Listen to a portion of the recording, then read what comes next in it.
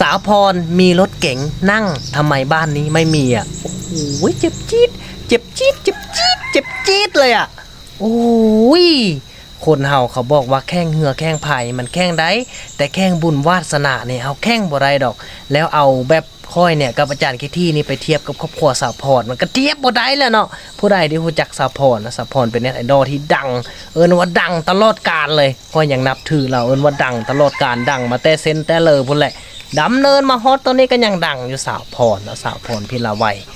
โอ้ยเทียบจิไปเทียบอีหยังสาวพรได้คนเฮาก็ได้เนาะสาวพรนี่เฮ็ดมาตั้งดังมาตั้งแต่ปีแต่ใดแม่นบ่พิมพ์ฮู้จักสาวพรบ่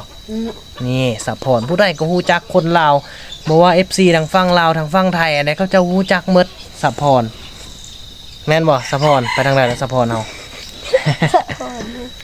โอ้ยค่อยละอุกใจได้เนาะ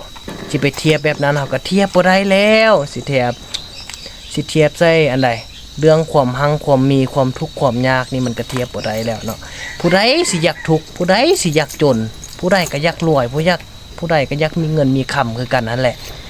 แต่เฮาก็กำลังสร้างอยู่เด้บางคนก็กำลังบื้นอยู่เด้สิเฮ็ดแนวใดเนาะแข่งบ่ได้ดอกแข่งสะพร